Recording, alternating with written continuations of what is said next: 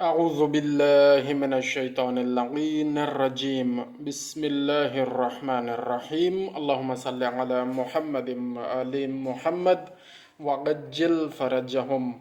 کلام مولا متقیان امام علی علیہ السلام، مولا علی علیہ السلام، خطبہ نمبر 30 نہج البلاغہ سے آپ کے سامنے پیش کرتے ہیں۔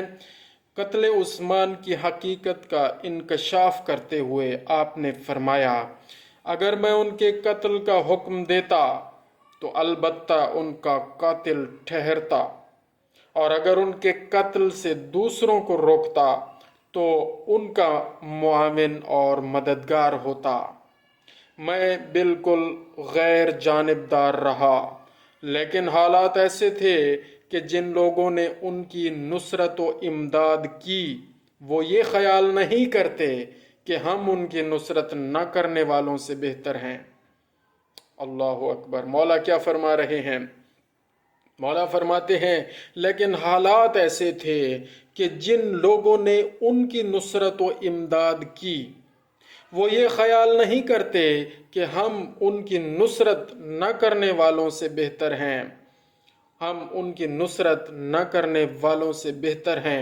اور جن لوگوں نے ان کی نصرت سے ہاتھ اٹھا لیا وہ نہیں خیال کرتے کہ ان کی مدد کرنے والے ہم سے بہتر و برتر ہیں، وہ نہیں خیال کرتے کہ ان کی مدد کرنے والے ہم سے بہتر و برتر ہیں۔ میں حقیقت امر کو تم سے بیان کیے دیتا ہوں، اور وہ یہ ہے کہ انہوں نے اپنے عزیزوں کی طرفداری کی تو طرفداری بری طرح کی، اور تم گھبرا گئے تو بری طرح گھبرا گئے، اور ان دونوں فریق بے جا طرفداری کرنے والے اور گھبرا اٹھنے والے کے درمیان اصل فیصلہ کرنے والا اللہ ہے۔ پھر سنیں، اور تم گھبرا گئے تو بری طرح گھبرا گئے، اور ان دونوں فریق بے جا طرفداری کرنے والے